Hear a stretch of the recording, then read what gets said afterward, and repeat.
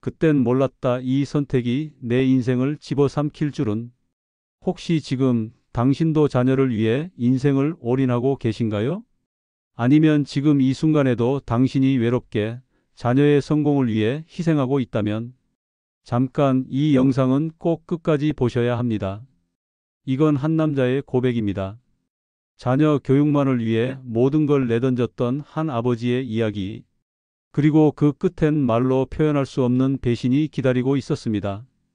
안녕하세요. 저는 제주도에서 진기 닭갈비라는 작은 식당을 20년간 운영했던 사람입니다. 제 나이 이제 65.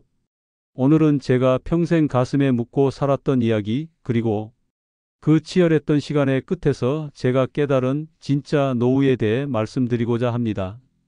보시기 전에 구독과 좋아요를 눌러주시면 앞으로 좋은 이야기를 만드는데 큰 힘이 됩니다. 20년 전 제 가게는 정말 잘 나갔습니다. 매출은 월 5천만 원, 순이익은 2천만 원을 넘겼고 관광버스가 줄을 서고 손님은 1시간 이상 대기하던 그런 집이었습니다. 그 무렵 아내가 이렇게 말했습니다. 여보, 우리 애들 서울로 보내는 건 어때요? 그 말이 제 인생의 갈림길이 될 줄은 그땐 몰랐습니다. 아내는 단호했습니다. 지금 안 보내면 애들 인생 끝이에요. 서울 가야 인류대학 갑니다. 망설였습니다. 하지만 저도 부모니까요. 그래, 서울대 보낼 거야. 내 자식이니까.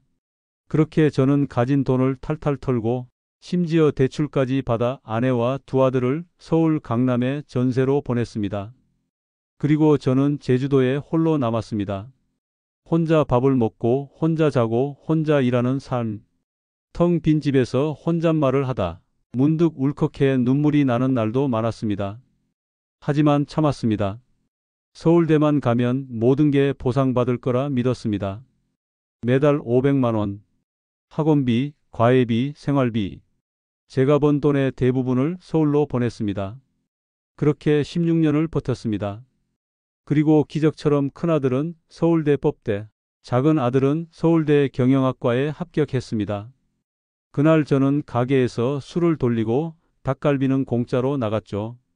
그렇게 자랑스러울 수가 없었습니다. 하지만 그건 끝이 아니었습니다. 오히려 진짜 불행의 시작이었습니다. 그때는 몰랐습니다. 서울대 합격 소식이 내 인생의 정점이자 동시에 나락의 문턱이었다는 것을요. 모든 걸 내줬지만 돌아온 건 형식적인 인사뿐이었다는 것을. 여보, 이제 서울로 오세요. 애들도 다 컸고 이제 우리 함께 살아요. 아내의 말에 저는 단 한순간도 망설이지 않았습니다. 가게도 팔았습니다. 10억. 제 인생의 결실이었습니다. 그리고 꿈에 그리던 서울행 비행기를 탔습니다. 현관문을 열던 그 순간 심장이 두근거렸습니다. 이제 아침마다 아이들 얼굴 보며 밥 먹고 주말엔 같이 영화도 보겠지. 그게 저의 유일한 꿈이었습니다. 하지만 현관문을 열자마자 무언가 이상했습니다. 아이들은 형식적인 인사만 툭 던졌고 아내는 손님을 맞는 듯한 어색한 미소를 지었습니다. 당신 방은 저쪽이에요. 콧꼬리 때문에. 처음 듣는 말이었습니다. 첫날 저녁 식탁에 앉았습니다. 저는 말했습니다. 우리 같이 영화라도 볼까? 큰아들 로스쿨 준비 때문에 바빠요. 작은아들 친구 만나야 해요. 아내 다음에요. 저 혼자 영화관에 갔습니다. 2시간 동안 스크린을 보며 속으로 계속 물었습니다. 이게 내가 꿈꾸던 가족인가? 며칠이 지나면서 이상한 점들이 더 많아졌습니다. 제가 거실에 있으면 아이들은 방에만 있고 식사도 따로 했고 아내는 매일 통화 중이었고 주말이면 외출했습니다. 그 집에서 저는 투명 인간이 되어 있었습니다. 작은 아들 방에 문 열고 들어가려다 이런 소리를 들었습니다. 노크 좀 하세요. 큰 아들은 제 카톡도 읽지 않았습니다. 자신감이 바닥으로 떨어졌습니다.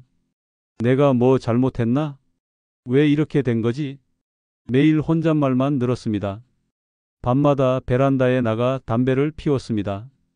제주도에 있을 때는 그래도 내가 주인공이었는데 그러던 어느 날 욕실에서 아내와 통화하는 소리가 들렸습니다.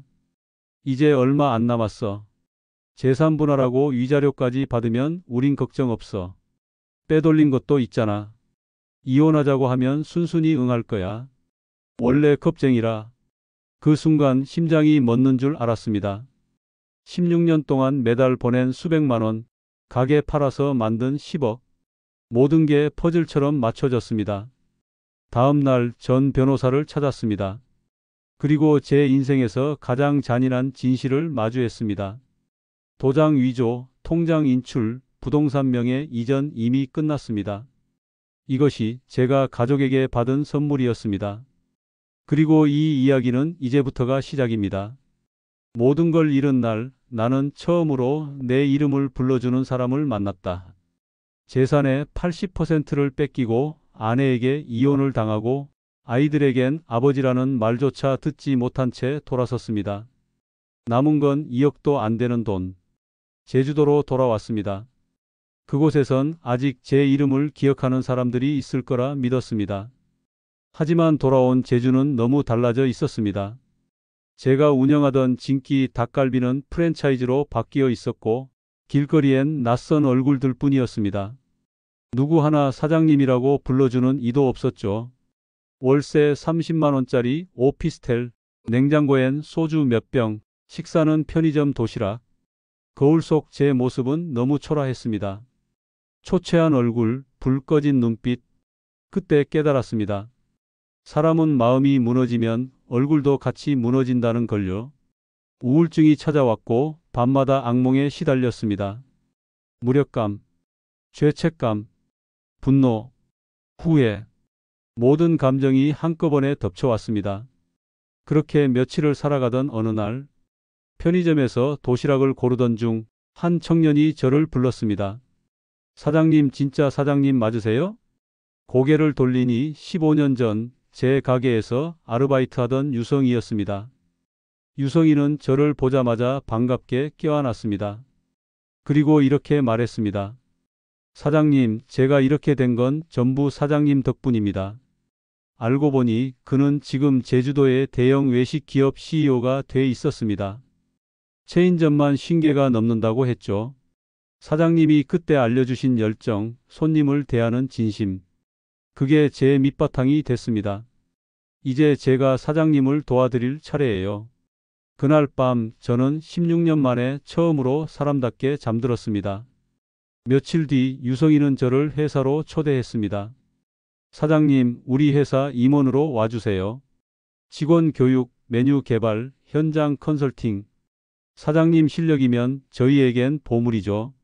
처음엔 망설였습니다. 내가 과연 다시 할 수 있을까? 하지만 유성이는 말했습니다. 이번엔 사장님 자신을 위해 사세요. 그동안 너무 가족만 보고 달려오셨잖아요. 그 말이 제 마음을 건드렸습니다. 그래, 이번엔 나 자신을 위해 살아보자. 그리고 저는 다시 앞치마를 맸습니다. 불 앞에 서서 닭갈비를 볶고 젊은 직원들에게 손님 응대의 기본을 가르쳤습니다. 그날부터 제 인생은 다시 시작됐습니다. 그리고 이 두 번째 인생은 처음과는 완전히 다른 방향으로 흘러가기 시작합니다. 이번엔 진짜 가족을 만났습니다. 피로 맺어진 게 아니라 마음으로요. 첫 월급을 받은 날 어찌나 손이 떨리던지요. 이번엔 그 돈으로 누굴 위해 뭘 해주지 않아도 됐습니다. 그냥 내가 나를 위해 쓸 수 있다는 사실만으로도 눈물이 날 만큼 벅찼습니다. 매일 아침 회사로 향했습니다. 신제품 회의, 소스 개발, 젊은 셰프들과의 시식회. 일이라는 게 이렇게 즐거운 거였나 싶었습니다. 특히 제가 만든 건강한 닭갈비 레시피는 전국 체인점에서 엄청난 인기를 끌었고 레시피 로열티까지 받게 됐죠. 무너졌던 자존감도 조금씩 올라왔습니다. 유성이는 이제 저에게 단순한 사장이 아니었습니다. 제게 아버지처럼 존경합니다 라는 말을 해주는 진짜 가족 같은 사람이었죠. 어느 날 회사 근처 복지관 앞을 지나가다가 급식소에 줄 선 어르신들을 봤습니다. 허름한 도시락, 식은 국, 그리고 너무도 외로운 표정들. 그날 밤 저는 잠을 이룰 수 없었습니다. 내가 저분들에게 뭔가 해드릴 수 있지 않을까? 다음 날 아침 유성이를 찾아갔습니다. 나 무료 급식소 하나 열고 싶다. 말이 끝나기도 전에 유성이는 손을 내밀었습니다. 좋은 생각입니다. 같이 해요. 그렇게 제주 구도심의 진기에 따뜻한 한 끼라는 작은 가게를 열었습니다. 첫날은 단 17명이었죠. 하지만 직접 만든 닭갈비 육수로 끓인 된장찌개는 금세 입소문이 났고 한 달도 안 되어 하루 100명이 넘는 어르신들이 찾아왔습니다. 식사 후 저를 꼭 잡고 말씀하시는 한 할머니. 진기 선생님, 나 이 밥 먹으러 다시 살아야겠어. 그 말에 저는 혼자 몰래 울었습니다. 이제야 내가 살아있다는 기분이 들었거든요. 급식소에 오는 어르신들과는 매일같이 대화를 나눕니다. 가족처럼 식사하고 이름을 불러주고 어떤 날은 함께 노래도 부르고 사진도 찍습니다.